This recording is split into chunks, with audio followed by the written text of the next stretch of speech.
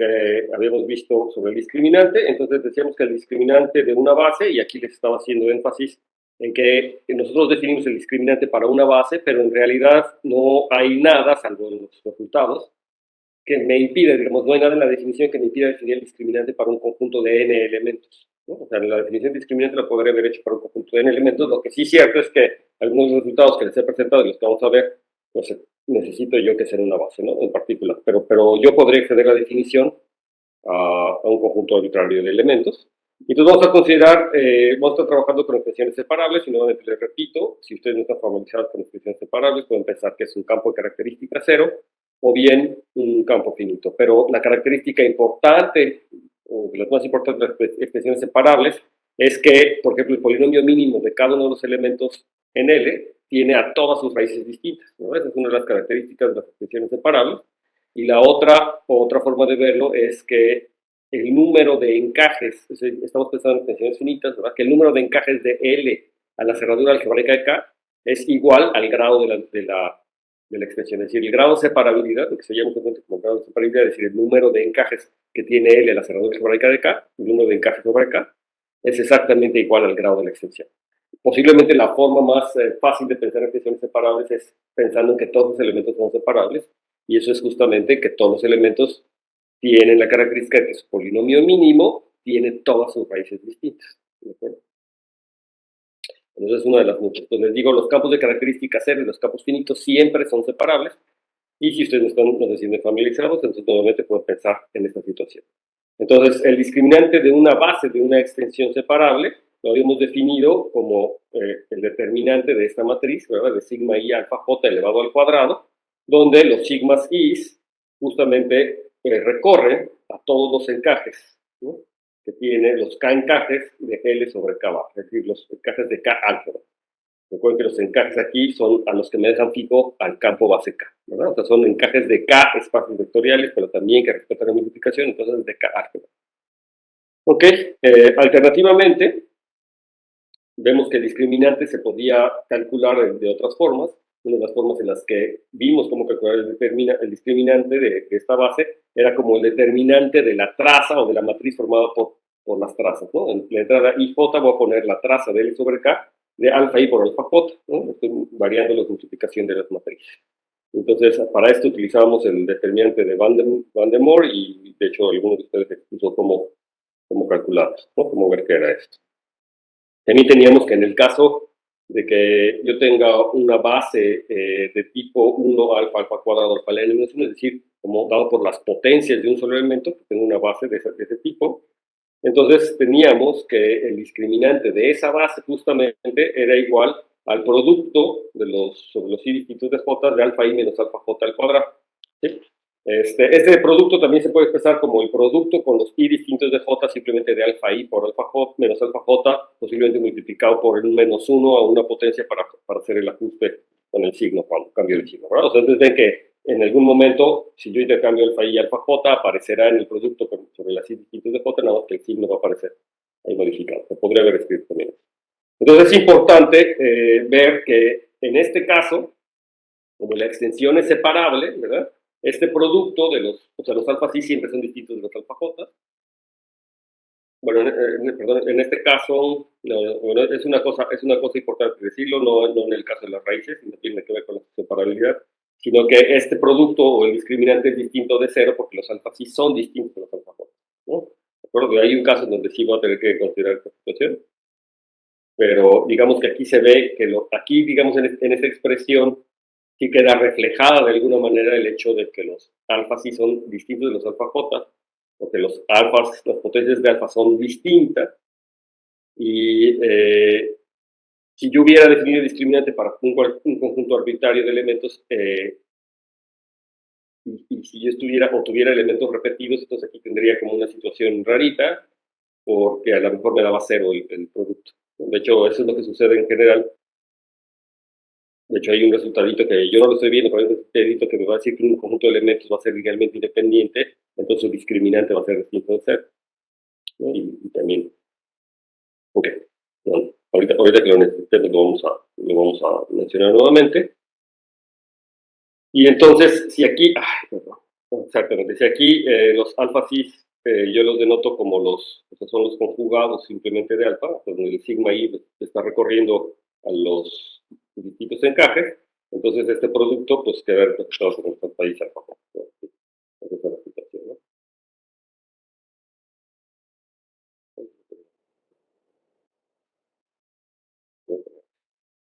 Entonces estos son estos alfa y alfa. Entonces en este caso queda representado por este producto y todos estos elementos son distintos y entonces este discriminante debe ser distinto. Entonces vamos a la que sigue, ahora sí, es una proposición, entonces vamos a considerar L sobre K una extensión separable, casi siempre nosotros vamos a estar considerando este caso separable, y vamos a tomarnos alfa 1, alfa n, una base. Entonces lo que les quiero ver es que el discriminante siempre es distinto de cero independientemente de quién sea la base, y además yo puedo definir una aplicación que digamos que va de LL a K, y esta aplicación es definida simplemente tómate el par XY y este lo vas a mandar a la traza del producto de X con Y, ¿de acuerdo? Entonces, lo que es interesante de esta aplicación es que nos ayuda a medir muchas cosas de mi extensión. En particular, yo puedo medir la separabilidad a partir de esta extensión, de esta aplicación, pero una cosa muy importante que me está dando esta aplicación es que esta es una forma K bilineal, ¿no? Entonces, y además de que es una forma K bilineal, es no degenerada. Y justamente el no degenerado pasa por la separabilidad. Ustedes van a ver ahorita a continuación en la proposición, en lo que demostremos en el argumento, donde se está utilizando la separabilidad en esta situación, ¿no? Entonces, queda claro cómo se define esta aplicación de L cruz L a L. Simplemente agarro dos elementos y me fijo en su producto y ahora voy a calcular la traza del producto, ¿no? La traza del producto de esos dos elementos. Entonces, aquí lo interesante es que esta aplicación es una forma K bilineal. Recuerden que ser bilineal quiere decir que si yo fijo alguna de las entradas, digamos que yo fijo la entrada X, entonces es lineal en Y, y viceversa, si yo fijo la Y, entonces es lineal en X, ¿verdad? El hecho de que esta forma bilineal ya no degenerada, pues se lo recuerdo aquí, recuerdo que una forma bilineal en un espacio vectorial B sobre K es no degenerada. Si la aplicación lineal inducida, que va de B al espacio dual de B, recuerden que el espacio dual de B son todas las transformaciones lineales de B al campo, entonces yo voy a tener una aplicación inducida siempre que tengo una forma bilineal F, vamos a llamarle F mi forma bilineal, tengo una aplicación inducida que va de B a B dual, simplemente tomándome la aplicación de F de W a B, ¿de acuerdo? Ahí estoy fijando W, por ejemplo, ¿no? Entonces, perdón, para B yo lo tomo F de W a B. Esta cosa, en realidad, aquí, esta cosa, digamos que yo le estoy evaluando en W. Entonces, si yo dejo una línea aquí, esta F rayita B en realidad cae en un elemento en B dual, ¿no? Es una forma lineal en B, un elemento en B dual. Entonces, esta aplicación que a B me la manda a F, de hecho aquí yo creo que lo correcto era más bien ponerle esta rayita aquí, ¿no? Esta aplicación, y esta aplicación pues claramente va de B campo, ¿verdad? Que lo que hace es que a W me lo manda a F de BW, ¿de acuerdo? Entonces esta cosa es una aplicación lineal, es igual, y entonces va a ser no degenerada si esta aplicación es un isomorfismo. Entonces fíjese que decir que es un isomorfismo es mucho, me da mucha información. Esto no siempre pasa, y no siempre es cierto que esta aplicación concretamente sea un isomorfismo, ¿de acuerdo? Tiene que ser que esta aplicación concretamente sea un isomorfismo. En espacios vectoriales de dimensión finita, noten que abstractamente, ¿verdad? Todo espacio es isomorfo a su dual, B siempre es isomorfo a su dual, pero eso no quiere decir que este sea un isomorfismo, porque nada, estoy inducido por la forma bilineal. Entonces, equivalentemente para el caso en dimensión finita, ¿no? Tenemos que la forma bilineal es no degenerada. Si esta aplicación tiene un kernel, si no tiene kernel, es decir, que si f de x por b es igual a 0 para todo x en b, eso implica que el b sea igual a 0, ¿no? Y eso tiene que pasar para todo b, ¿no? Y que si se fijan, esta aplicación que estoy induciendo en el dual pasa para todo b, o lo puedo definir una para cada b, ¿no? Esta aplicación. Entonces yo lo que requiero es que ninguna de estas tenga kernel distinto del trivial, ¿no? O excepto la trivial, excepto la que se agarra con el b igual a 0. ¿Ok? Entonces es no degenerado. Y esto se puede medir a través de las matrices. Entonces, si yo me fijo en la matriz de la forma bilineal, y recuerden que la matriz de la forma bilineal es la dada por, o sea, les estoy diciendo que Aquí no lo apunté. En realidad, si el determinante de la matriz de la forma bilineal es distinto de cero. No lo recuerdo. Y el determinante de la matriz de la forma bilineal es distinto de cero. Entonces, nada más recuerden que la matriz asociada a una forma bilineal respecto a una base, entonces yo primero tengo que escoger una base, y entonces en la entrada IJ lo que se pone es, en la matriz aquí si yo le llamo A esa matriz, entonces la entrada IJ pues es el producto de alfa y alfa J, ¿no? O sea, la entrada IJ voy a poner el valor de la forma bilineal en el elemento alfa y alfa J de la base. Entonces eso me da una matriz, la matriz de la forma bilineal en la base A, digo en la base alfa, ¿okay? Y entonces, si yo calculo el determinante de esta matriz, y el determinante es distinto de cero, entonces también es no degenerado. Por supuesto, va a ser degenerado si la matriz es cero, ¿no? Entonces, ustedes pueden ver que estas son equivalentes, de hecho se los puse en naranja, porque es un ejercicio fácil de álgebra lineal. Si ustedes hicieron el curso de álgebra lineal 2, a lo mejor, o al final de un curso de álgebra lineal 1, o posiblemente en los inicios de un curso de álgebra lineal 2, un segundo curso es donde se ven este tipo de cosas, y ustedes no lo vieron por alguna razón, no es difícil, con las definiciones que ya les acabo de dar, es fácil que ustedes lo vean, utilizando las cosas que saben de álgebra lineal. Ok, entonces vamos a demostrar la proposición, es decir, tenemos que demostrar que si yo tengo una expresión separable y alfa 1, alfa n es una base, entonces el discriminante es distinto de cero y que esta forma bilineal o que esta aplicación que estoy definiendo es una forma K bilineal y además es no degenerada, ¿no? Eso es lo que tenemos que demostrar. En realidad aquí le puse 1 y 2, pero es muy fácil. Entonces, lo primero que tenemos que ver es que esta cosa, se empalmó, perdón, pero se entiende, la función que estamos definiendo dada por la traza de los productos de x por y, es una forma bilineal no degenerada, pero ver que en realidad es una forma bilineal es un trabajo nuevamente muy sencillo, aprovechando que la traza es una forma es lineal, ¿no? La traza es lineal, entonces ver y que el producto también es bilineal, ¿no? El producto es bilineal y la traza es lineal, entonces por supuesto que la forma tiene que ser bilineal, es muy fácil hacerlo, ver que cumple la definición, ¿verdad? Entonces realmente lo único que hay que demostrar es que es no degenerada. Entonces de paso en la demostración de que es no degenerada va a salir prácticamente también la otra demostración, ver que el discriminante de una base es de cero. Y fíjense que estoy diciendo discriminante de una base porque él, como les dije al principio, a pesar de que yo solamente definí discriminantes para bases, la definición de discriminante se puede hacer más general para cualquier conjunto de n elementos. Pero en el caso de las bases, en particular, los discriminantes siempre son distintos de cero. Entonces, como LDK es una extensión finita y separable, y esta es otra de las caracterizaciones de las extensiones separables, o no caracterizaciones, una consecuencia más bien de las extensiones separables, que tienen un elemento primitivo. De hecho, el resultado se llama el teorema del elemento primitivo para extensiones separables, y que esto va a ser tarea que lo busquen y se convenzan de que es cierto. También la demostración es muy fácil, pero pueden ver el resultado por supuesto, ¿no? De hecho, si ustedes están haciendo el librito de Problems in Algebraic Number Theory, ese es, ahí aparece, ¿no? Entonces, el hecho de que sea separable quiere decir que existe un elemento teta, de tal manera que, de hecho, la extensión L es simple, y que sea una extensión simple quiere decir que está generada por este elemento teta, como K álgebra, ¿no? O sea, que está generado por K y por teta, como álgebra o como K, ¿no? O sea, que es de la forma K de teta. Entonces, lo que os pongo aquí es el teorema del elemento primitivo. En cualquier libro de álgebra avanzada vendrá, en particular, si ustedes están estudiando teoría de campos o teoría de Galois, ahí lo estudiaron, y es una consecuencia de la separabilidad. Entonces, en particular, fíjense que toda extensión en un campo de característica cero, como es separable, finita, entonces van a poder encontrar un elemento teta que sea de esta forma, un elemento teta de tal manera que la extensión sea de esta forma exactamente.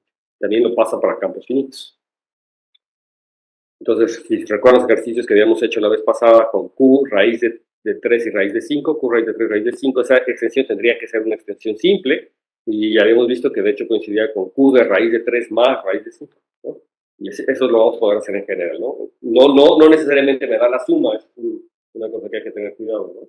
No siempre es la suma, pero sí es una combinación lineal de hechos. Ok.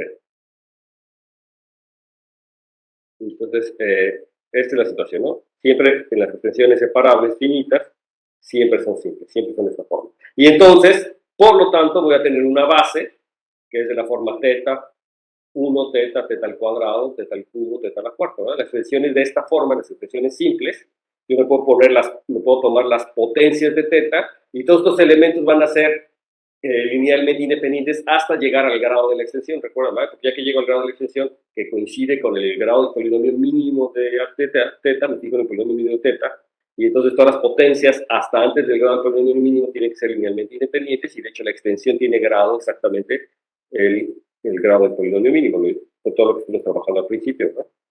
Y entonces, lo que yo tengo es que si es una extensión de grado n, todos estos elementos son linealmente independientes y por lo tanto nos deben formar una base. Como son elementos, que tienen que formar una base de n sobre k. Y entonces, nuevamente recurrimos a lo que ya hemos hecho. Pues yo me pregunto quién es la matriz de esta forma bilineal, la forma bilineal traza, que se llama, la que acabamos de definir, respecto a esta base. Entonces, por la definición, o sea, por el recordatorio que hicimos de la matriz de la forma bilineal asociada a esta base, tengo que evaluar esta forma bilineal en los elementos de la base, y ustedes van a ver que entonces la matriz queda determinada por las entradas m y j, donde m y j pues, es ni más ni menos la traza de teta a la i menos 1 por teta a la j menos 1. Y bueno, como es la misma teta, pues podrían hacer la respectiva suma, ¿no? Pero lo dejamos así, no importa, no necesito la expresión tal cual. Pero esta es la traza.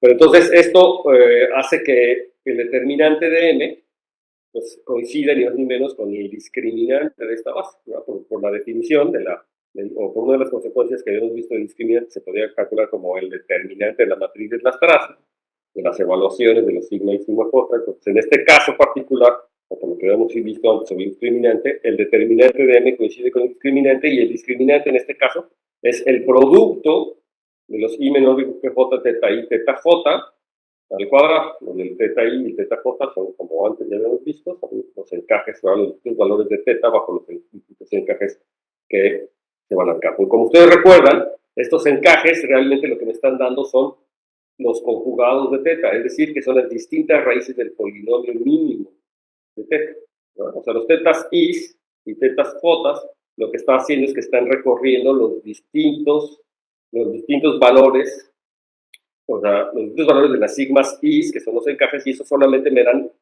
raíces del mismo polinomio mínimo de teta. Y de hecho, como hay n raíces del polinomio mínimo de teta, y estos son n elementos, distintos, ¿verdad? Tienen que coincidir exactamente entre estos elementos. O sea, son exactamente las raíces del polinomio mínimo. Y ahora, entonces, aquí es donde viene la otra cuestión. ¿Por qué es distinto de cero? Pues justamente porque la extensión es separable. Como todas las raíces son distintas, entonces aquí el producto no puede ser cero, ¿de acuerdo? Si fuera cero, algún teta i tendría que ser igual al teta j.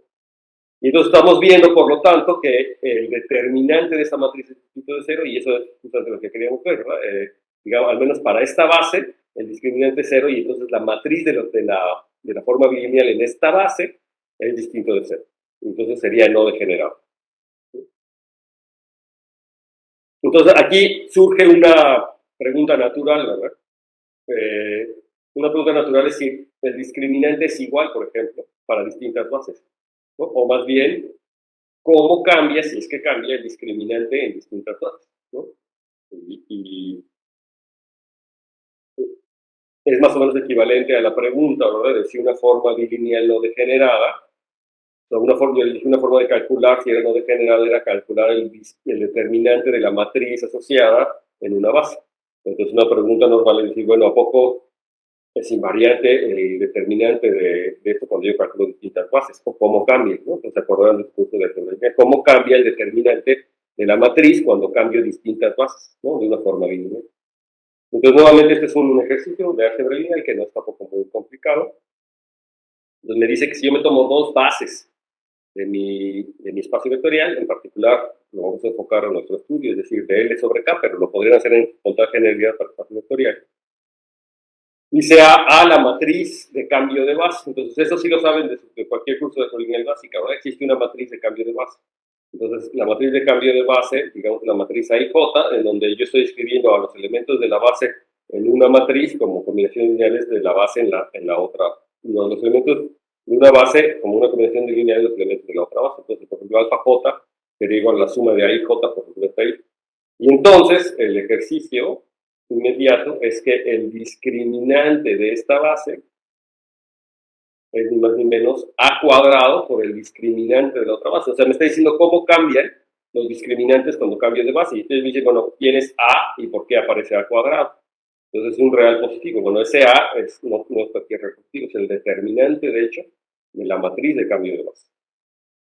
Y entonces aquí hay que notar que como A es una matriz de cambio de base, entre dos bases, entonces esta matriz A tiene que ser invertible, de hecho invertible, pues el determinante es distinto de todo, ¿no? Y entonces me queda el A cuadrado. Pero el determinante de la matriz A bien podría ser negativo. Aquí estamos elevando al cuadrado, hay que ver por qué están elevando al cuadrado. Ustedes se deben de acordar que si ya estudiaron esto de formas bilineales, que justamente cuando yo cambio de base, la matriz de la forma bilineal cambia por una matriz y su transpuesta, ¿no? Se puede multiplicar por la matriz de cambio de base y su transpuesta en la cosa para cambiar las entradas de la matriz. Una matriz invertible, por cierto, y entonces aquí en vez de aparecer A y A la menos 1 aparece A y la transpuesta. Es una cosa que pueden calcular directamente y que pueden resolver. Este es un ejercicio fácil de álgebra lineal. De hecho, hasta me gustaría que lo intentaran ahorita, ¿no? O sea, que me hicieran el cálculo, pero bueno, a lo mejor si nos queda tiempo al final, regresamos a él para que lo intenten. Es un ejercicio que a lo mejor para la siguiente clase que me lo expongan, como siempre, ¿no? Que me digan, aquí está el calculito, yo lo hice. A ver quién se apunta para hacerlo para la siguiente clase. Yo lo puedo hacer. Héctor. Héctor, entonces aquí le ponemos. Yo creo que no voy a poder estar en la próxima clase, entonces no. O sea, sí, se refiere al miércoles, ¿no? Porque no sé si habrá sueto en allá, pero yo por mi parte no puedo asistir el miércoles. Es probable que el miércoles es que día, 2 o 3. 2. Creo que el miércoles es día feriado, ¿verdad? Sí. Entonces no hay clase el miércoles, creo, ¿verdad? Creo que no va a haber clase. A ver si luego reponemos clases porque con esto del congreso también fueron 2 clases menos. Entonces vamos a tratar de poner clases portales para que no nos quedemos tan atrás en el material. De todas maneras, yo les voy a hacer examen de fin de curso, mira, después podemos extender el material ahí. Lo que sí van a tener es tarea, pero examen no. Entonces, esa semana de examen podemos dar varias clases. Muy bien. Entonces, esto lo acepto, está fácil, es un ejercicio interesante, vale la pena intentar. Todo el mundo inténtelo, por favor, ¿ok? ¿Sí? Entonces, de este ejercicio ya se sigue que para cualquier base, ¿verdad? Que dada cualquier base que yo me tome, si el discriminante va a ser distinto de 0. ¿Por qué va a ser el discriminante distinto de 0? Porque ya estamos en el caso particular que estamos agarrando, ¿verdad? Yo ya calculé el discriminante de una base. Es decir, aquí arriba calculamos ya el discriminante de una base y vimos que justamente el discriminante era distinto de 0. Entonces, si yo me tomo cualquier otra base, entonces el discriminante de esta otra base pues, va a variar solamente por un elemento A al cuadrado y este A es distinto de 0. Entonces, A cuadrado es distinto de 0, un elemento positivo al cuadrado. Entonces no puede ser que este sea 0. Entonces, de hecho, para cualquier base, el discriminante tiene que ser distinto de 0. Entonces ya estoy probando aquí la parte 2. O sea, la parte de no degeneración, que era lo primero que quería probar, ya está aquí. Ahora lo del discriminante, pues ya vimos que para cualquier base va a ser distinto de 0. Por esta razón, dice que entonces con este resultado lo que estamos diciendo es que el discriminante queda bien determinado, salvo por un elemento al cuadrado. Es decir, muchas veces es por eso que ustedes pueden encontrar que van a ver que el discriminante de alfa 1 alfa n, por ejemplo, lo van a decir que va a ser un elemento en el campo módulo de los elementos al cuadrado, ¿no? O sea, por ejemplo, un elemento en L asterisco, si quieren, cuando en el caso que yo estoy diciendo que es distinto de 0, pero módulo L asterisco al cuadrado.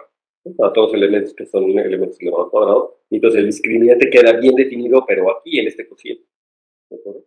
Y de hecho, a lo mejor luego puedo refinarlo, porque discriminante, fíjense que dónde vive el discriminante realmente, porque les acabo de decir. De hecho, el discriminante debe vivir en K, y K al cuadrado. ¿Por qué? Si se fijan, la matriz, ¿verdad? La matriz de esta forma bilineal, pues tiene coeficientes en el campo base, es decir, coeficientes en K. ¿De acuerdo? Por lo tanto, su determinante pues, tiene valores en K. ¿De acuerdo? Porque el discriminante tiene valores en K. ¿De acuerdo? O lo pueden ver también con las trazas, ¿verdad? Las trazas también tienen valores en K.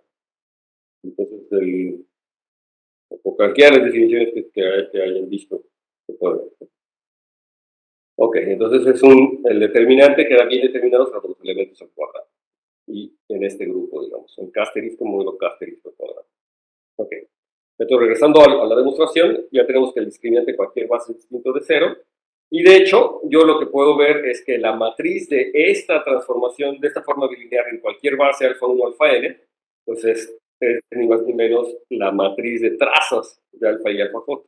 Pues ni más ni menos esta cosa por definición, o sea, es decir, es el discriminante. O sea, el discriminante en cualquiera de estas bases es ni más ni menos el determinante de la matriz en esta base. Aquí me falta determinante.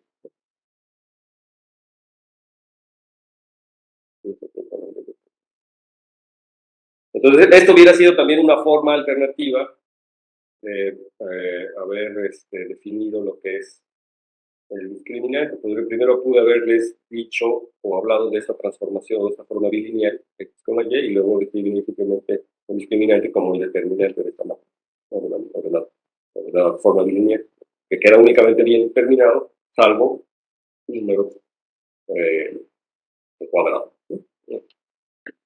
¿Alguna duda? ¿No? ¿Todo bien? Ok. Entonces, ay, se me fue la luz en el CIMAT. Espero que no pierda. Ya entró la planta, pero espero que no se pierda internet. Ya, si entró la planta, no estoy internet. ¿Me oye? Sí. Se fue la luz. Ya regresó, pero regresó con la planta. Entonces, ya, todo bien. Yo sí puedo escuchar. Yo sí escucho. Todo bien. Ok, perfecto. Entonces ahora vamos a tener la situación particular en donde es un dominio entero y ahora que es enteramente cerrado. Es decir, era en lo que estábamos, ¿no? Queremos nosotros de alguna manera utilizar todo este material de la traza, de la norma discriminante, para entender extensiones enteras y anillos enteramente cerrados y anillos enteros. Nos regresamos a esa situación, entonces sea a un dominio entero, que es además enteramente cerrado, vamos a dotar por K subcampo de fracciones y L sobre K a una extensión separable. Entonces vamos a anotar por B en L también a la cerradura entera de A, ¿no? Sobre ella. ¿De acuerdo? Entonces todo el mundo recuerda esas definiciones, todo el mundo recuerda de qué estamos hablando. Recuerden que es lo que aquí dice que es enteramente cerrado y todo. Okay. Entonces aquí hay varias cosas que ya hemos dicho muchas veces, pero se las pongo nuevamente aquí, o que se deduce fácilmente las cosas que ya hemos dicho. Por eso las pongo con asteriscos naranjas. Nuevamente es una cosa que hay que estar convencidos. De hecho, esto sí, a ver, váyanlos pensando y me los diga. El primero que me diga cómo, toca el botoncito para que les abra el micrófono y ya. Entonces, si X está en beta, o si X está en B, es decir, es un elemento en L que es entero sobre A, es la cerradura entera, ¿no? Entonces, sigma de X de beta también es entero sobre A, donde sigma es cualquiera de los homomorfismos K-lineales o de los encajes K-lineales de L sobre A. Entonces, ¿por qué sigma de X también es entero? ¿Quién dice? Rápido. En otras palabras, lo que estoy diciendo es que los conjugados de X también son enteros. Ya lo habíamos dicho en alguna otra clase. Pero no importa, si ya lo habíamos dicho y no se acuerdan. Recuerden que yo no estoy tratando de estimular su memoria, sino que me digan, porque, o sea, que lo piensen en este momento. ¿Por qué? Si X es entero sobre A, X está en B, entonces también sigma de X también es entero.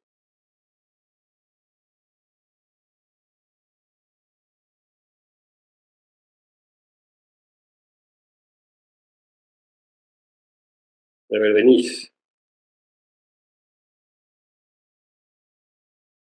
Denise. Eh, eh,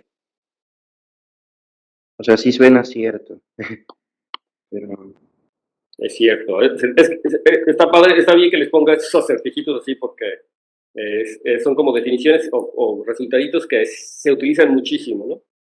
Yo creo que ya lo he dicho como 2 o 3 veces en la clase y por qué este tipo de cosas sucede, pero son fáciles de olvidar también. Entonces, sí, son cosas que tienen que traer aquí, ¿no? Para poder seguir la clase. Entonces, ahorita vas a ver que sí sabes. Nada más es que de repente con la presión del juego de las preguntas, siempre se borra, pero sí sabes. el conjugado sigue siendo entero es porque en los polinomios las raíces vienen por pares, así con su conjugado. No, porque no estamos hablando de números complejos. Ah, ok. O sea, sí, casi estamos hablando, fíjense, los números complejos y los conjugados complejos en realidad es un caso particular de la situación general en la que estamos nosotros trabajando, ¿no? Porque un encaje de los reales o de los reales a los complejos es justamente la conjugación, ¿verdad? Un encaje de los reales a los complejos que me deja invariante a los reales es la conjugación y solamente hay esa y la identidad. De hecho, el número de encajes que hay de los reales a los complejos que me dejan fijo a los reales son solamente dos, de encajes R lineales, ¿no? Es E, la identidad, y la conjugación compleja. Solamente hay dos. Aquí estoy tomándome un campo arbitrario, K, una extensión finita L, o sea, el K juega la función de los reales, L la de los complejos, y luego la cerradura algebraica de los reales coincide con con los complejos, entonces L, y el número de encajes, digamos, de los complejos a los complejos sobre R solamente hay dos, que es esa y su conjugada compleja. Y lo que me acabas de decir es que las raíces siempre vienen por pares. La razón, de hecho, general es básicamente la misma, básicamente la misma. A ver Entonces, si... ¿Sí? sería porque, como es entero, tiene que existir un polinomio tal que x es raíz de s, y Un polinomio mónico, ¿verdad? sí, un polinomio mónico. Y pues si Sí, ponemos sigma de x en ese mismo polinomio, entonces, por propiedades de homomorfismo, entonces como que todo el polinomio se va a meter. Entonces, si exacto. tenemos sigma de x, todo eso a la n, es lo mismo que sigma de x a la n, Ujú. y Y luego también sacas con las sumas se van a sacas meter el... Perfecto. y Ese queda es igual. Sí, exacto, ¿no? Cuando yo meto el sigma de x en la aplicación, en esta cosa, o sigma de 0 es igual a 0, pero sigma en todo el polinomio se mete a cada una de las partes, entonces lo que estaría viendo es que sigma de x vuelve a ser raíz del mismo polinomio que hace a x entero. Dice que no es necesariamente el polinomio mínimo, ¿verdad? De x, porque el polinomio mínimo de x puede tener un y a lo mejor no es un polinomio mónico, aunque ya habíamos visto algunos detalles, pero bueno. Aquí el hecho es de que hay un polinomio mónico con coeficientes en A, ¿verdad? Hay un polinomio mónico con coeficientes en A que anula a X, ¿de acuerdo? ¿Sí? Y entonces, o con coeficientes, sí. Bueno, la cosa es que anula X. Entonces, cuando le aplico a sigma, como sigma en particular me deja fijos a los elementos de A, o los elementos que me deja fijos a todos los elementos de K, entonces también me queda el mismo polinomio, me queda que sigma de X es cero del mismo polinomio. Entonces, como es mónico, con coeficientes en A, entonces quiere decir que sigma de X también es un elemento entero sobre A. ¿De acuerdo? Es un elemento entero sobre A. O sobre K también, si quiere, ¿no?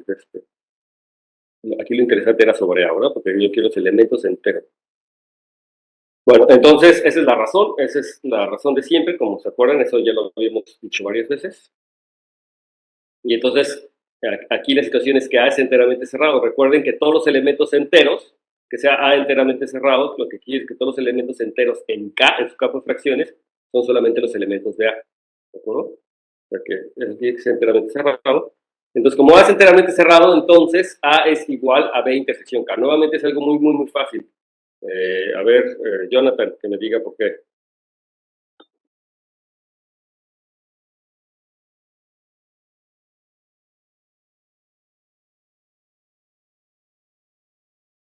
Porque si A, como A es enteramente cerrado, entonces A es igual a B intersección K. Jonathan, ¿estás ahí? Pues Jonathan a lo mejor no está o no se oye. A ver, Héctor,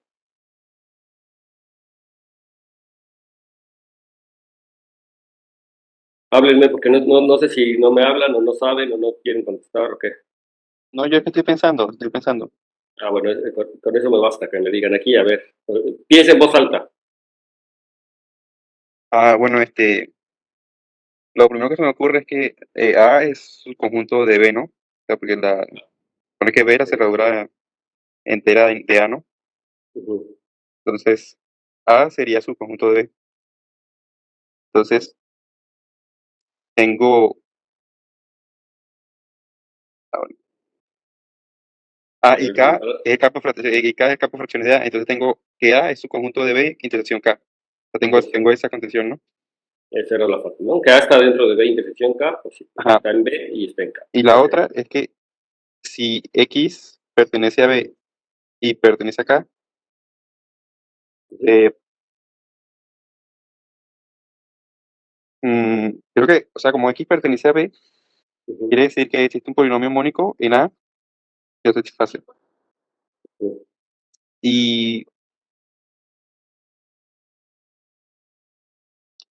Y mm, casi, casi, casi. X está en B y es entero sobre A, ya lo dijiste, ¿no? Existe un polinomio mónico O sea, X está en B y es entero sobre A. Pero X también, ¿dónde está? En K, ambas fracciones. Pero ¿cómo es A?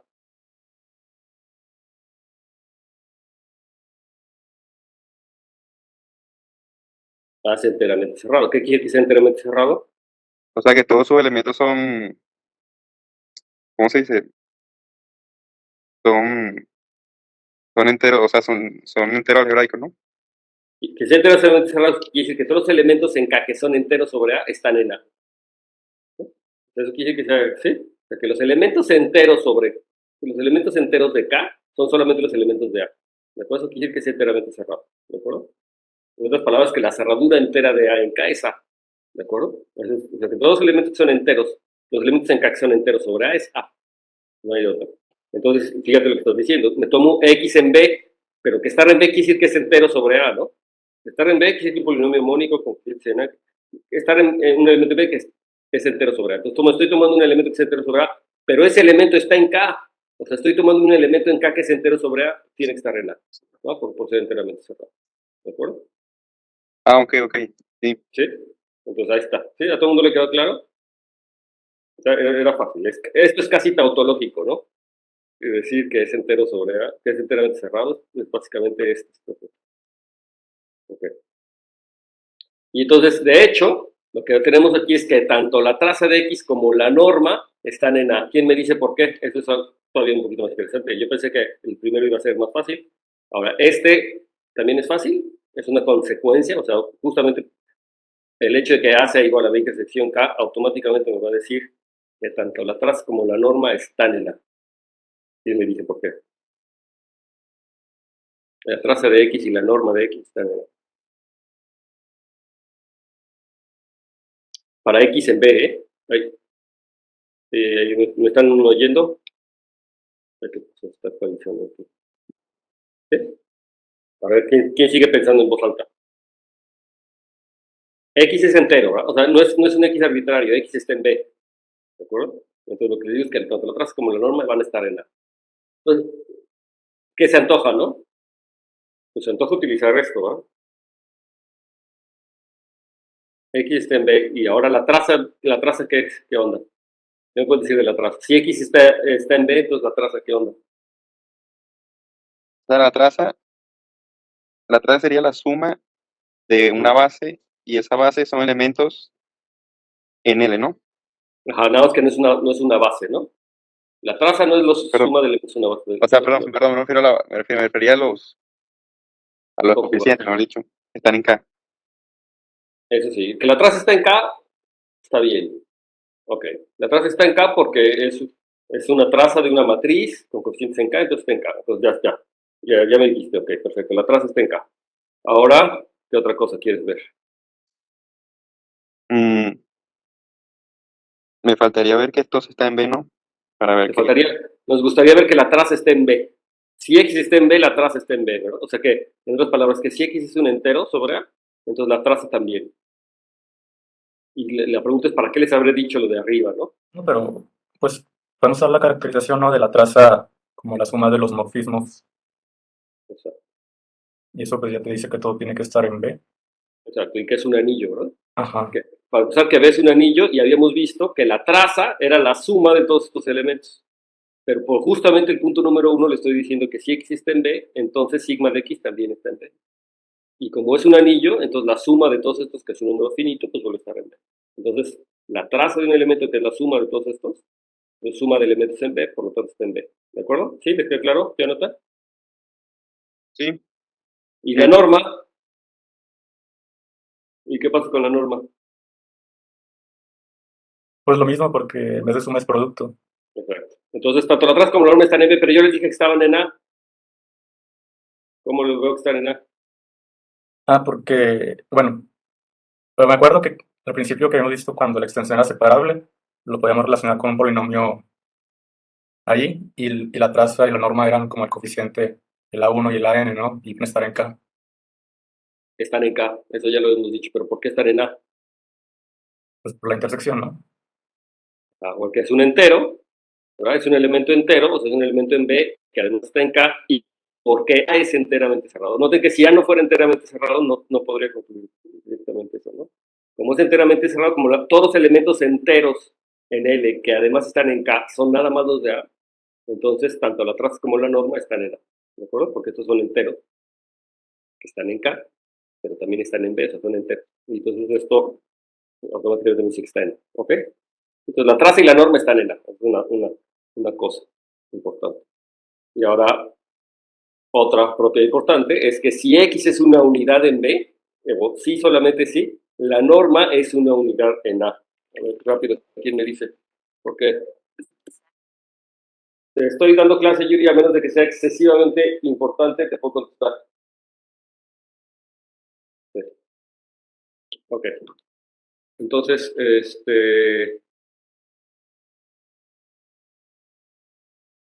¿quién me dice por qué?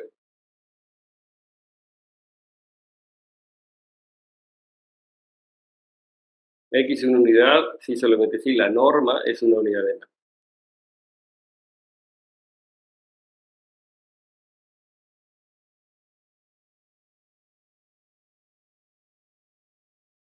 Entonces ya casi, ¿no? A ver, la ida, Jonathan. O a ver, no, Jonathan ya respondió, Héctor. Aunque, a ver, Bueno, lo que me bueno. suena es que como X es una unidad, entonces tiene inversa. Entonces me tomo el operador de la inversa, o sea, en vez de X por B, X menos 1 por B, Ujú. entonces ahí tengo otra matriz.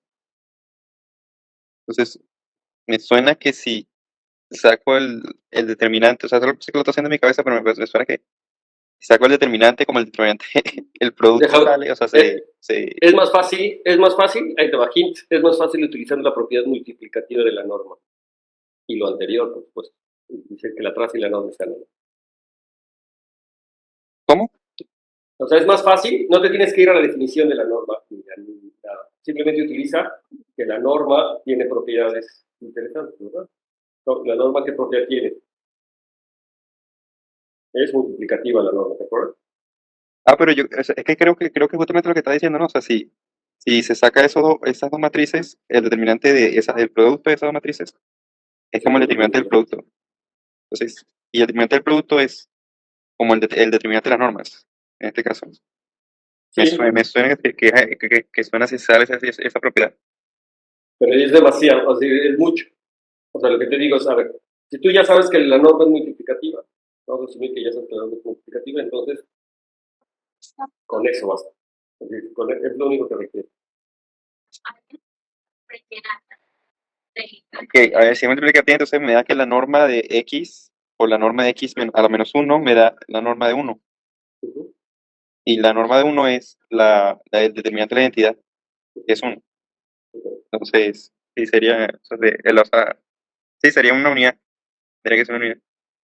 Pero una unidad de principio, o sea, lo que pasa es que es una unidad, que la norma es una unidad, está bien, pero tú tienes que ver que es una unidad de nada.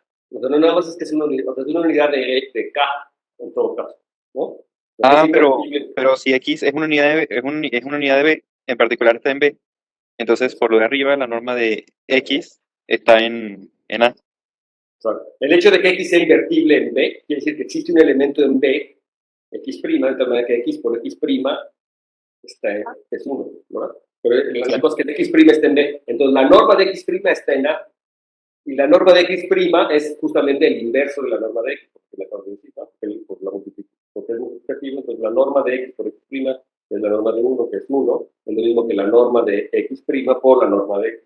Y entonces estoy encontrando un producto igual a 1, donde el producto se lleva a cabo en A, porque todos los elementos están ahí, están publicados, están en A, entonces la norma está en A. Fíjate que aquí hay una cosa curiosa, ¿no? O sea, es importante esa observación porque tan pronto como yo pueda decir que la norma es distinto de cero, entonces tiene un inverso en el campo, porque estoy trabajando en un campo, ¿verdad? O sea, la norma, si la norma es distinto de cero, entonces va a tener un inverso en el campo, pero el inverso en el campo no tiene por qué estar en el anillo, ¿verdad? Entonces, aquí lo realmente importante no era ver que existía un inverso arbitrario, sino que existía un inverso en A, o que su inverso en todo caso estaba en A, ¿no? Entonces había que justificar que el inverso estaba en A. Entonces, justamente por lo anterior, ¿verdad? Por lo que estamos viendo anteriormente, tenía que estar en A. De hecho, ya habíamos visto eso, ¿verdad? Que los elementos invertibles eran los que tenían norma 1. De hecho, la norma justamente para eso nos ayudaba, ¿no? Para ver quiénes eran los elementos invertibles, ¿no?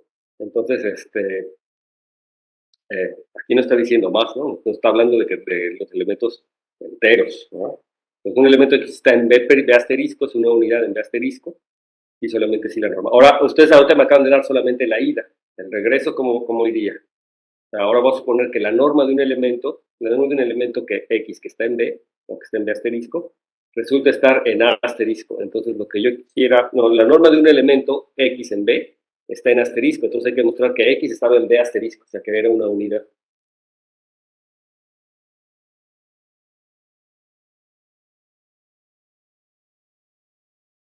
Entonces, ahí como le dicen para mostrar el regreso.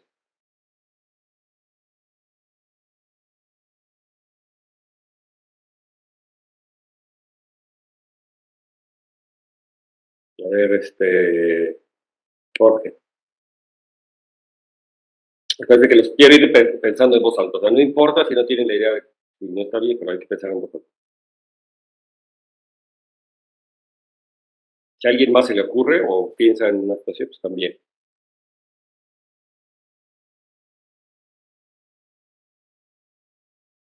¿Ok? Dime aunque sea, estoy pensando. Y lo estás diciendo, no te digo.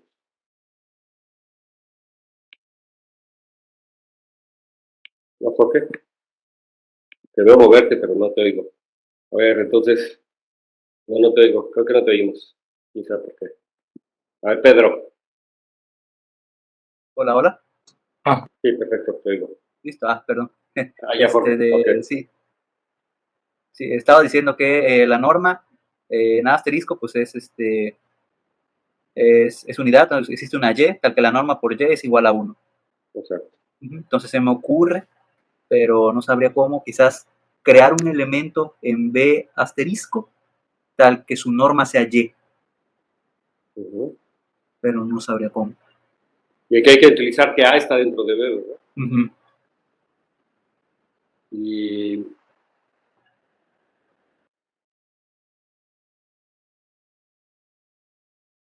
la norma es ¿quién?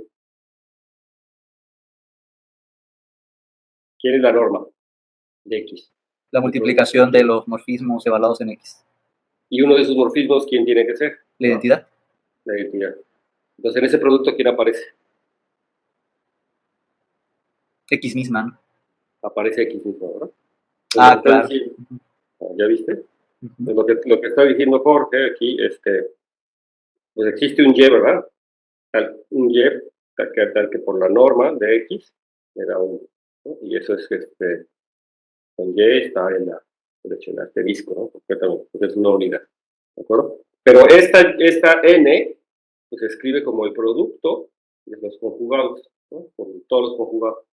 Pero nada más que uno de los términos de este producto es X, ¿no? Porque la identidad aparece ahí, es uno de los encajes, ¿no?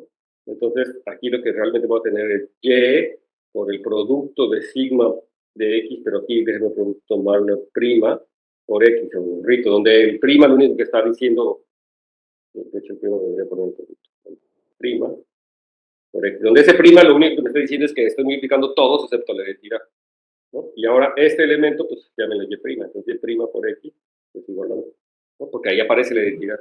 Entonces aquí Y prima por X es igual a 1. Y entonces estoy encontrando un elemento Y que en principio pues está en B, ¿verdad? Porque los sigma de X están en B. O sea, las imágenes, los sigma de X, los conjugados están en B, ¿no? Es lo que X está en B, sigma X está en B. Entonces este elemento está en B y Y está en B. O sea, Y está en A, pero también está en B. Entonces el producto de todas estas cosas es un elemento en B. O sea, Y prima está en B. Y entonces lo que estoy viendo es que X es invertible, ¿verdad? ¿Sí? ¿Alguna duda? Pedro, te veo así como que hay algo que no me No, o sea, estaba pensando en esta observación que, o sea, se me hace como que en un principio una observación muy, como que inofensiva, pero pues que sí tiene como implicaciones, ¿no? Que la norma siempre va a ser múltiplo del elemento del cual está sacando la norma. Exactamente. Porque uno de los encajes, o sea, aquí básicamente lo que pasa es que estoy asumiendo que L está en la cerradura algebraica realmente, ¿no? O sea, que L es una extensión finita y la estoy identificando con su imagen dentro de la cerradura algebraica de K, para que yo pueda decir realmente eso, ¿no? O sea, para que la identidad sea uno de ellos, realmente, ¿no? Pero digamos que salvo identificar a L con su cerradura algebraica, realmente lo que estoy diciendo es que L lo estoy tomando dentro de la cerradura algebraica, que no es una suposición muy extraña de tomar, ¿no? Es como, por eso una extensión finita, es una suposición más o menos. Estrictamente podría ser que no, pero entonces salvo isomorfismo va a pasar. Y entonces, como va a pasar salvo isomorfismo, o sea, salvo por una cosa, existe un elemento en la imagen de ese L que cumple con esta cosa y se va a preservar el isomorfismo. Es decir,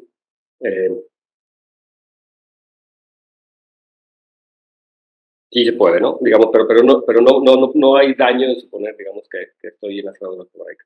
O ni siquiera, a lo mejor, o sea, nada más como yo tengo la extensión separable, entonces decir que este es el producto de los conjugados, o el producto de todas las otras raíces del polinomio mínimo, ¿no? O sea, el producto de todas las otras raíces del polinomio mínimo. Entonces, X tiene que ser una de esas raíces del polinomio mínimo, ¿no? O sea, de alguna manera, ¿no? Es el producto de los conjugados de X, donde X es conjugado a sí mismo, de alguna manera. Lo estoy viendo en la situación, ¿no? Porque es raíz del mismo polinomio mínimo. Entonces, como quiero, pero sí, en efecto es una observación, les digo, hay que tener un poquito de cuidado, pero sí. Ok, lo voy a borrar para que no se empalme con lo que sigue. Entonces ya quedó claro, ¿verdad? El regreso, el regreso es el regreso justamente, entonces ahí está. Entonces, no necesitaba borrar. Entonces ahora tenemos el siguiente lema. Esas cosas son muy importantes, ¿se las aprenden? O sea, sí apréndenselas, ¿no? Son observaciones que vamos a utilizar fuertemente a continuación. Entonces ahora tenemos el siguiente lema. Entonces alfa 1 hasta Fn, una base de L sobre K. Y vamos a suponer que esta base está contenida en B, que es la cerradura entera de A en L, ¿no? Pues con las mismas suposiciones que hemos tenido hace rato. Entonces tengo una base que está contenida en la cerradura entera, entonces voy a llamar por D a su discriminante. Y entonces lo que me dice esta cosa es una cosa más o menos que nos gustaría, que si yo multiplico el discriminante, o de hecho una de las ventajas o de las utilidades que tiene el discriminante también, dice que si yo multiplico D por B, eso está en el módulo generado por en el A módulo generado por los elementos de la base, ¿no? Es decir, en el módulo libre generado por A, en el módulo libre generado por la base, en el A módulo libre generado por la base, ¿no? Entonces, alfa 1, alfa 2, alfa n, es una módulo, tengo alfa 1, alfa n en elementos linealmente independientes, entonces me dice, está ahí adentro. Entonces, si yo multiplico a B por D, es un resultado fuerte, ¿no? Un resultado realmente fuerte. Me tomo una base de L sobre K, me tomo la cerradura entera de B sobre A. Me dice, el discriminante me mete a todos los elementos de B en A. En otras palabras, el discriminante está en el anulador de B entre A, ¿no? Yo puedo hacer B entre A como una módulo, es una módulo. Entonces el discriminante está en el anulador de B sobre A. O esto que le estoy diciendo, ¿no? Entonces está. Perdón, dije una tontería. Entre el A módulo, está en el A módulo libre generado por A.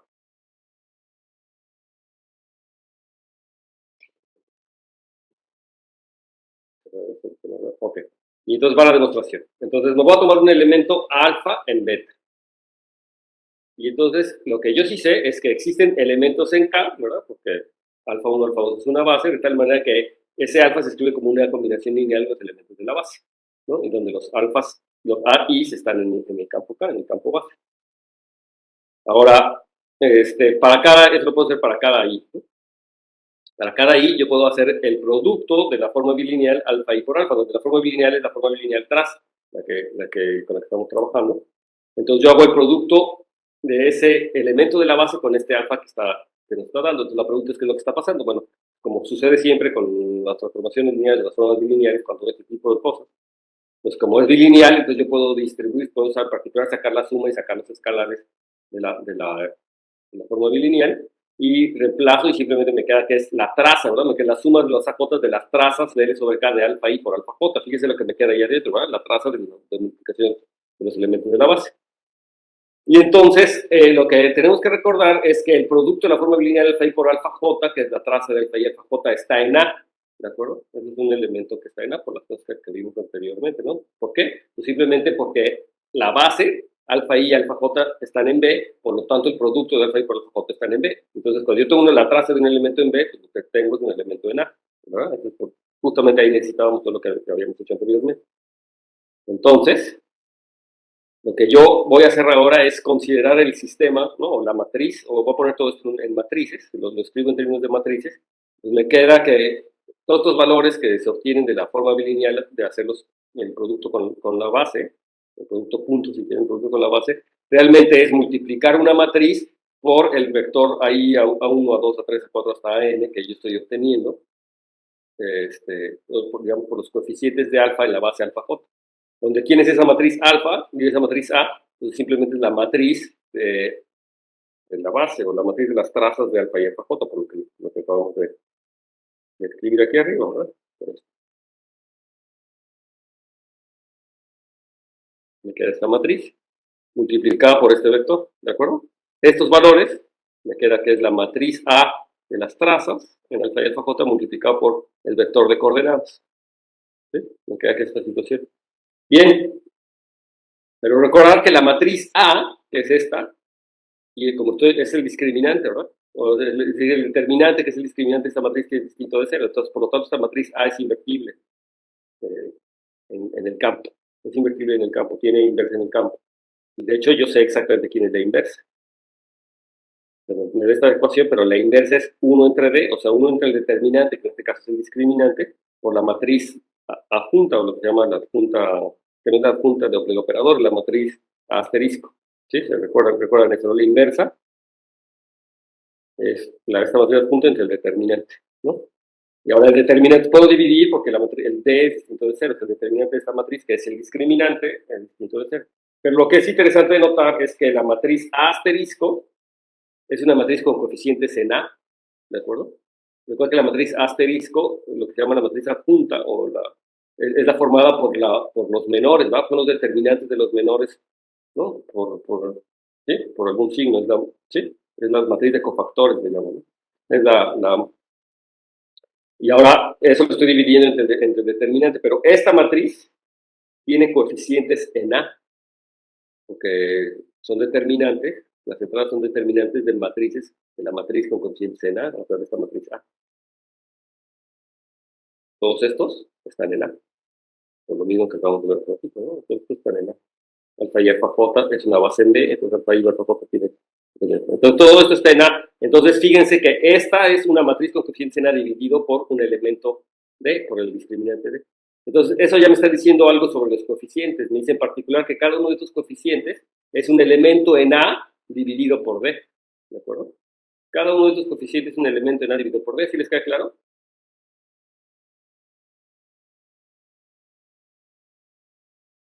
Porque el primer elemento yo lo obtengo por multiplicar el primer renglón por esta columna. Y el primer renglón son puros elementos en A, o todos estos son puros elementos en A, entonces me queda un elemento en A, y ahora lo multiplico por esta cosa, lo divido entre D, y pues ya me queda un elemento en A dividido por D. ¿De acuerdo? ¿Sí? Ok, entonces una vez que yo tengo eso claro, entonces lo que estoy diciendo es que D por AJ está en A. Si yo agarro el discriminante y lo multiplico por cada uno de estos J, entonces me queda un elemento en A. Bueno, ahora ya casi terminamos. Recuerden que yo lo que quiero demostrar es que D por B está en A, y lo que acabo de demostrar es que D por los coeficientes de este alfa están en A. Bueno, ¿qué quiere decir eso? Que si yo hago la multiplicación de D por alfa, es igual a la suma, D por la suma de los AJ alfa J, meto la D a la suma, me queda la suma de los D AJ por alfa J, pero el D AJ está en A, y este alfa J pues, es un elemento en B, pero entonces esta suma claramente está en el módulo libre generado por A, y por los alfa 1 alfa 2 alfa n, que es lo que queríamos, ¿no? O sea, justamente lo que estoy, digamos, que demostrando aquí, eso pasa para todo alfa, y esto pasa para todo alfa, pues por lo tanto, D por B, el contenido de alfa 1 más alfa n, ¿no? Que es lo que queríamos. Okay. ¿Sí? ¿Alguna duda?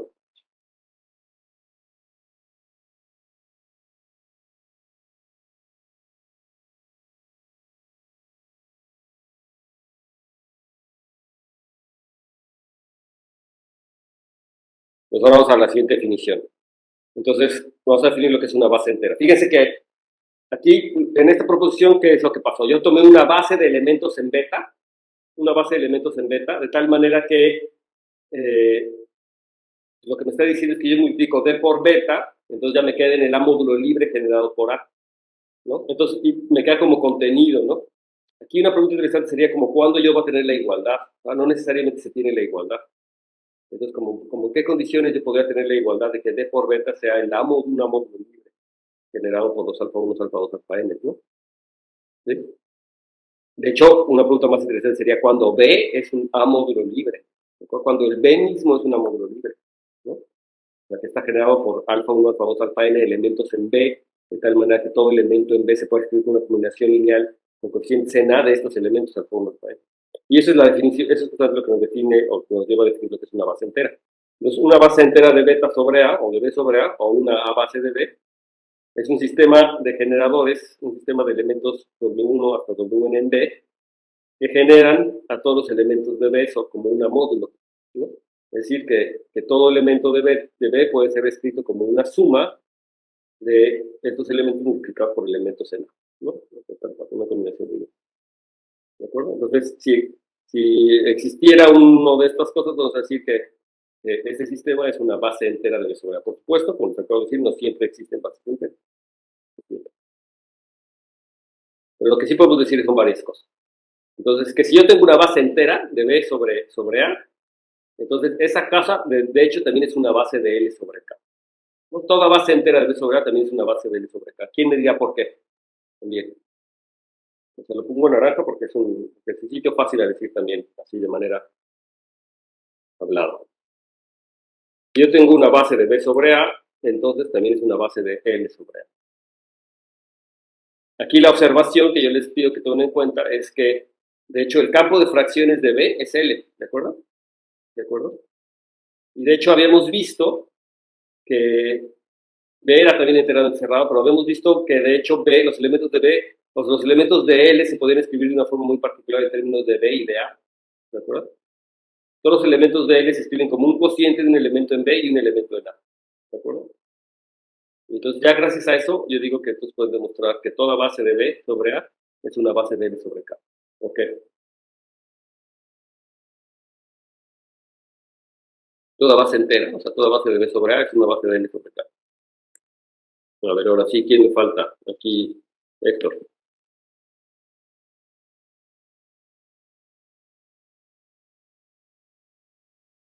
Pues como usted acaba de decir, todo elemento de L se puede escribir como un elemento de B sobre A. Uh-huh. Entonces nos agarramos como la base entera y se supongo que se puede ver como algo, o sea, como una combinación lineal de un entero algebraico entre algún D, donde D sea algún elemento en A. No sé, algo así se me ocurre, como o simplemente como escribirlo como una combinación lineal, pero los coeficientes de esa combinación lineal no son enteros, son pues elementos por ahí. A ver, hay dos cosas para ver, ¿verdad? Que cuando es una base. Una cosa sería ver que son linealmente independientes y otra cosa es ver que generan, ¿no? Entonces, la primera, a ver, ¿por qué son linealmente independientes? Sobre K. Tomando en cuenta que K es el campo de fracciones de A, ¿verdad?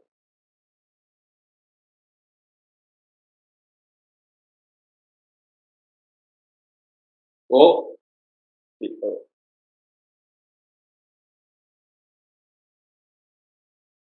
No, pues, pues por definición, ¿no? De dependencia lineal. La única combinación lineal que los haría cero, que también es un entero algebraico, pues es la misma combinación lineal que los haría cero a ver, en los enteros algebraicos.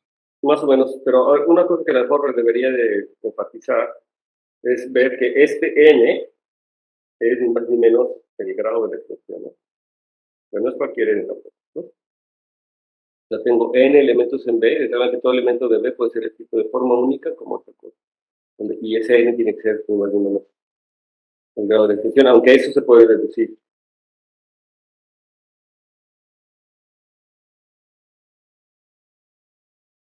Eso al principio se podría deducir. O sea, que el número de elementos de ahí tiene que ser ni más ni menos el grado de extensión. Pero, a ver, a ver.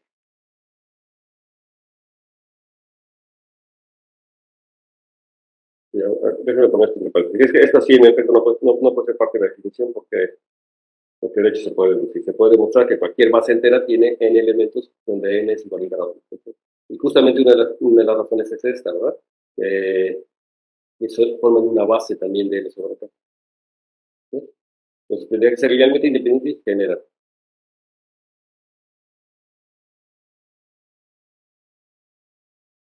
Entonces, lo que hay que ver es que son linealmente independientes primero, o que generan lo que sea más fácil. Entonces, ¿puedes repetir lo que estabas diciendo? A ver si agarro tu idea, a ver qué dices. No, pues simplemente estaba como pensando en que, como son una base de B, en general el cero, o sea, el cero está generado de una forma linealmente independiente, es decir, los coeficientes solo pueden ser ceros de esa combinación lineal. En particular, el cero también está en L en K, ¿no? En L sobre K. Entonces, pues también son linealmente independientes en L sobre K, ¿no? ¿Sí, no? Más o menos, porque aquí los coeficientes están en A, o sea, aquí los coeficientes están en A, pero en principio no hay nada que te diga que no hay coeficientes en K que lo hagan cero. O sea, fíjate, o sea, W1, WN es una base de B sobre A. Eso quiere decir, pues un argumento que me acabo de dar así muy rápido, que el cero solamente se agarra con el cero, ¿no? O sea, que son linealmente independientes sobre A. Es decir, si yo tomo una combinación lineal igual al cero, con coeficientes en A, entonces cada uno de los coeficientes será cero. Y eso es por lo que dices, ¿no? Porque el cero me da una combinación lineal, o sea, los coeficientes 0, 0, 0 me da una combinación lineal, y ya vimos, por definición debe haber nada más una, entonces los coeficientes son cero. K sobre A está bien. Ahora, tú dices, eso también quiere decir que son linealmente independientes sobre K, y eso es justo lo que hay que demostrar. Pero la razón que me dijiste no es muy clara, que sea cierto. O sea, más bien lo que tendrías, o sea, tienes que darme un argumento de eso. O sea, me dices, el cero también está en K. Entonces ya demostré que las combinaciones lineales solamente dan cero, pero eran combinaciones lineales con coeficientes en A. Y cuando me tomo el cero, cuando quiero ver independencia lineal sobre K, podría tomarme coeficientes en K, ¿no? Y entonces ahí no es tan claro que no existe una combinación lineal con coeficientes en K que sea cero y que los coeficientes no todos sean distintos de cero. O sea, no es cierto, en principio, o a priori, no es cierto que si yo tengo una combinación, que la única combinación igual a cero de elementos en A se logra con el cero, a priori eso no quiere decir que no exista una combinación con elementos en K que me la den cero y que no sea distinto de cero. A priori no es cierto. No va a pasar porque porque casi el campo de fracciones de A, justo porque casi el campo de fracciones de A no va a pasar. Y la razón es más simple. A ver, tómate una combinación lineal de elementos en K. O sea, una combinación lineal de estos omega 1, omega n con coeficientes en K igual a 0. Yo digo que esa combinación lineal con coeficientes en K, justamente utilizando el hecho de que casi el campo de fracciones de A, quiere decir que va a existir un elemento distinto de 0, que multiplicado por los coeficientes me van a dar coeficientes en A, ¿verdad? ¿Sí? Entonces yo voy a poder limpiar los coeficientes, ¿verdad? Voy a poder limpiar los coeficientes de alguna manera, para que me quede un coeficiente en A, ¿de acuerdo? De hecho, me tomo y tengo que utilizar aquí que estoy en dominio entero, ¿verdad? Justamente, ¿no? Es decir, me tomo todos los denominadores de los coeficientes, todos los denominadores y los hago su producto. Cuando hago el producto de esta cosa por 0, me queda ahora una combinación lineal igual a 0, pero ahora con coeficientes en A. ¿Sí ves? ¿Sí ves lo que estoy diciendo? Sí, sí, sí. Y ahora esa combinación con coeficientes en A, ahora sí, nada más puede ser la 0, por lo que me acabo de demostrar anteriormente, y entonces ahora sí, cada uno de sus coeficientes está en 0, pero multiplicados por ese m, que era el producto de todos los denominadores. Pero como estoy en un dominio entero y el m no es 0, entonces todos los demás coeficientes son 0. ¿verdad? Los demás están 1 a 2 están en 0, entonces ya. Entonces sí me queda bien. A todo el mundo le quedó claro esta demostración, no la escribo desde hace más. Sí, pero sí les quedó claro. ¿La podrían escribir ustedes, Héctor? Es así. Sí, sí, sí lo puedo escribir. Ok, perfecto. Ahora hay que ver qué genera. Entonces ahora lo que me tengo que tomar es un elemento en L y ver que se puede escribir como una combinación lineal de estos omega 1 en L con coeficientes en K. ¿Sí? Entonces hay que ver qué genera. Pero entonces ahí es donde entra la otra parte que yo les había dicho, que los elementos en L se ven de una forma muy particular. A ver si me pueden decir. A ver si me pueden completar la demostración. Entonces vamos a agarrar X en L. Entonces, X, ¿cómo se ve? X está en el campo de ese X está en L y L es el campo de fracciones de B Pero más que el campo de fracciones de B, o sea, por las propiedades de ser entero y todas esas cosas que hemos visto, todo es el campo de fracciones o sea, se puede escribir con un elemento de la forma B sobre A con B en B y A en A. ¿Me recuerdan? Esa es una de las propiedades. Se puede escribir como esta cosa. Esto en realidad lo que estoy diciendo es B por A a la menos 1, ¿verdad? Dividir entre A es B por A a la menos 1.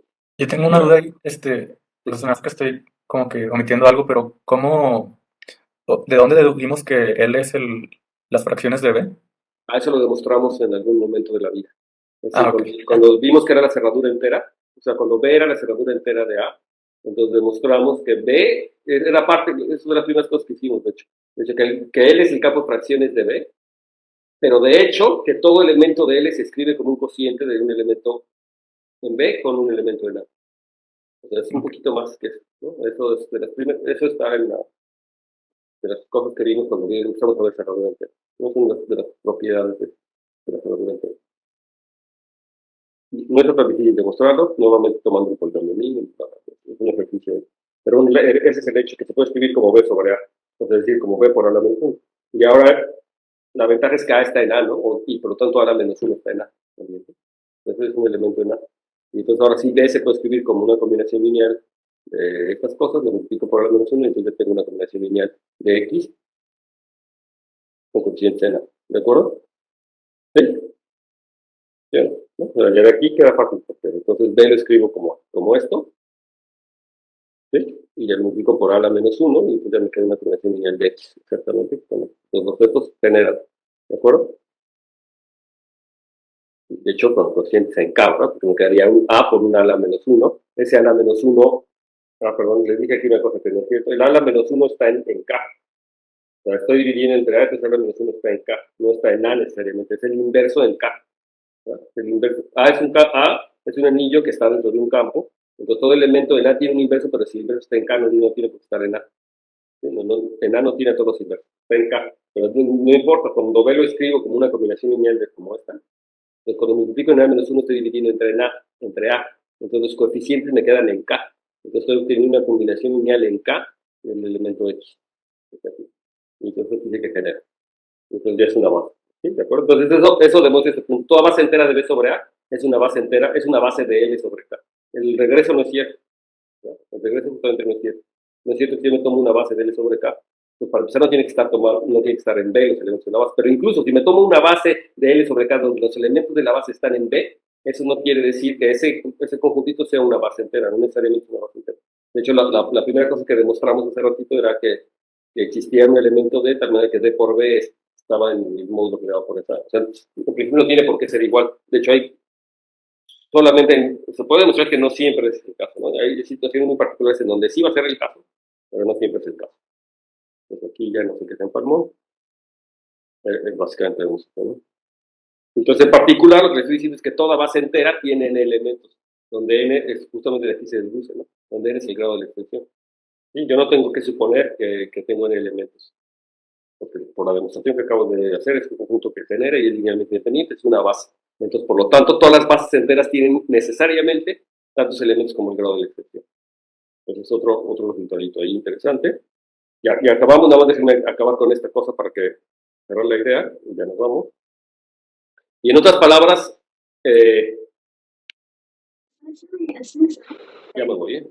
Entonces, en otras palabras, B tiene una base entera sobre A si solamente si B es un módulo libre de rango N, donde N es el número de elementos del creador. Entonces, esto sí me dice cuándo sí voy a tener una base entera, pero si se fijan, esto es ni más ni menos refrasear, ¿no? Estoy diciendo de otra manera lo que acabamos de decir atrásito. B es una base entera si solamente si B es un módulo libre de rango N. O sea, B tiene una base entera si es un módulo libre de rango N. Y como se podrán dar cuenta, esto no siempre pasa. No tiene por qué pasar. Y finalmente, la observación que no siempre existen bases enteras, ¿no? Y de hecho, estoy seguro que si ya hicieron el capítulo 4 ya empezaron a ver ejemplos donde no tengo bases enteras de este tipo. Pero, bueno, aquí vamos a ver otras situaciones de ese caso. Ya terminamos la clase. Una cosa que les quiero decir